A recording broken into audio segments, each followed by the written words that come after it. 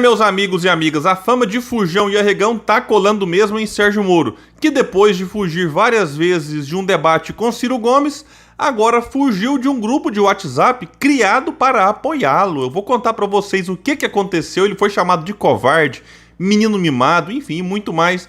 Mas antes eu quero pedir a sua ajuda. Se você chegou e não está inscrito no canal e puder, se inscreva, ativa as notificações, deixa like se gostar do vídeo. Se não gostar, manda o dislike, faz parte. Se puder comentar alguma coisa aqui embaixo, compartilhar, isso também é importante para que o nosso trabalho continue crescendo. Bom, pessoal, a manchete da Folha do dia 27 de fevereiro diz o seguinte: Moro se desentende com o líder dos caminhoneiros em grupo de apoio e é chamado de covarde.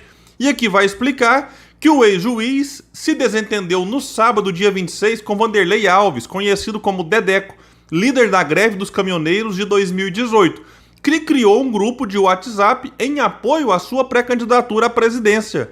Nomeado Apoio ao Sérgio Moro, o grupo tem lá, além desses dois e outras pessoas, o Deltan Dallagnol, que é ex-chefe da Força Tarefa da Lava Jato, que é do partido de Sérgio Moro, e também o senador Álvaro Dias, do Podemos, lá do Paraná. E aqui a matéria vai destacar que o Dedeco se filiou ao Podemos e pretende ser candidato a deputado federal pela sigla. E quando é que começou então essa treta que está tomando uma proporção muito grande nas redes sociais? Vai dizer a matéria: Dedeco publicou no grupo uma mensagem em que reclamava que Moro participava das conversas, mas que parou de interagir após ter recebido cobranças por propostas direcionadas aos caminhoneiros. Abre aspas para o Dedeco: estamos aqui igual um bando de idiotas, apostando nele, mas nem responder nossos questionamentos ele não responde. Já me sinto desanimado com o Moro, percebo que ele não tem coragem nem quer falar sobre a categoria. Parece que somos um bando de leprosos. Até hoje não vi ele falar nada em favor de nossa classe. Se não tem simpatia pelos caminhoneiros, não merece os votos de nossas famílias. Sobreviveremos, seja qual for o presidente. Aí Moro resolveu quebrar o silêncio e se pronunciou. Disse que está em uma correria que mal consegue responder à própria esposa. Ele também afirmou que tem simpatia pelos caminhoneiros e que está preparando as suas propostas para a categoria. E disse Sérgio Moro: não vou fazer como Bolsonaro e Lula e prometer o que não é possível e o que eles não cumprem depois. Se falo que vou fazer X, eu faço. Sou uma pessoa de palavra e meu plano é melhorar a economia para todos, inclusive para caminhoneiros e suas famílias. Se quiser promessas vazias, fique aí com quem quiser, finalizou então o ex-juiz.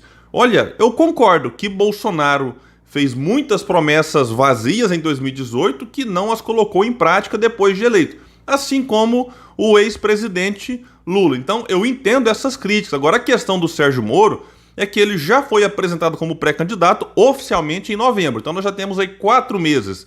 Só que também antes disso já existia a ideia de lançá-lo, então não é a partir de novembro que, enfim, ali foi só oficializado, mas antes essa ideia já estava em andamento e já dava tempo então de ter feito pelo menos, se não uma proposta específica para a categoria, o que eu entendo que aí daqui até as eleições os pré-candidatos terão que apresentar propostas específicas para a área, enfim, que atende os caminhoneiros, para outras, ok, mas já era tempo do Moro estar com a proposta em nível geral já desenhada, e nem isso tem. É inacreditável, porque se o Moro chega lá para os caminhoneiros e fala: olha, né, eu não tenho a ideia específica para vocês sobre frete, pátio e tal, mas de uma maneira geral eu tenho aqui ideias para corrigir injustiça tributária. Já daria uma aliviada neles sobre questão de crédito, enfim, do banco público concorrer de fato com o banco privado, algo que não existe hoje no Brasil. Mas o Moro nem isso tem, não tem proposta concreta para nada. Aí ele se apresenta falando o que então? Algumas obviedades. O país tem que voltar a crescer, é um absurdo o que estamos vivendo, tem que ter responsabilidade fiscal. Aí quando o entrevistador, jornalista, fala assim: como o país vai crescer? Não, nós estamos construindo o nosso projeto. Aí ele foge da pergunta mais objetiva que gostaria ele de ter uma resposta mais aprofundada. E aí depois de dizer o que eu falei pra vocês aqui antes, o que aconteceu? Moro fugiu do grupo. Paz e bem, mandou um paz lá com acento e S no final, mas beleza, pode ser corretor. Vanderlei: vou sair do grupo, se é para ser ofendido por você. O que aconteceu? O Dedeco disse ao painel da Folha que utilizou outro número de celular, já que o Moro bloqueou o Dedeco. Então o Dedeco foi lá, pegou um outro número e recolocou o Sérgio Moro no grupo e o chamou de covarde e partiu para cima do Moro de uma vez por todas, dizendo: hoje, infelizmente, você mostrou que não passa de um despreparado que não aceita críticas, verdades e ser cobrado. Desculpe, mas uma pessoa assim não serve para administrar um país com 220 milhões de habitantes. Você provou agora que não passa de um menino mimado, ex-juiz que se iludiu, vejam isso, com a ganância de ser ministro do STF e aceitou ser ministro de um canalha que você sabia que não valia um centavo furado.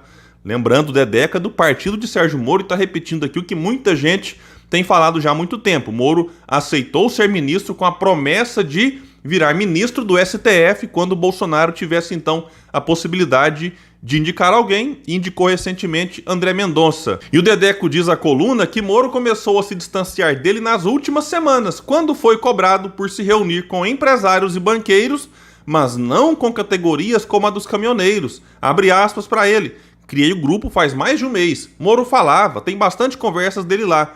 Mas aí começamos a criticar alguns movimentos que ele está fazendo na campanha. Então aqui dá a entender o seguinte, que o Moro, que esse silêncio dele não foi porque estava com a vida corrida demais, mas porque passou a ser criticado. Como não tem respostas para as críticas que recebia, então ficava no silêncio até que decidiu então fugir desse grupo. E vamos ver o que o Dedeco falou mais aqui. Perguntamos se ele iria governar só para banqueiros ou também para nós, classes sociais trabalhadoras, caminhoneiros, metalúrgicos. Para quem o senhor vai governar? Para o Credit Suisse ou para nós? Pelo que senti, não vai governar para o povo brasileiro, vai governar para grandes elites, acrescentou. Mas não sei qual que é a dúvida que o Dedeco tem sobre isso. Insisto, qual que é a proposta concreta do Moro que desagrada as elites, os banqueiros? Nenhuma, zero. Quando indagado, não, eu não tenho simpatia por taxar grandes fortunas. A questão dele é só aquela ideia do cortar gastos, né? Cortar gastos como se a partir disso fosse surgir uma montanha de dinheiro para fazer o que tem que ser feito. Então não é só cortar para baixo, tem que arrecadar lá em cima.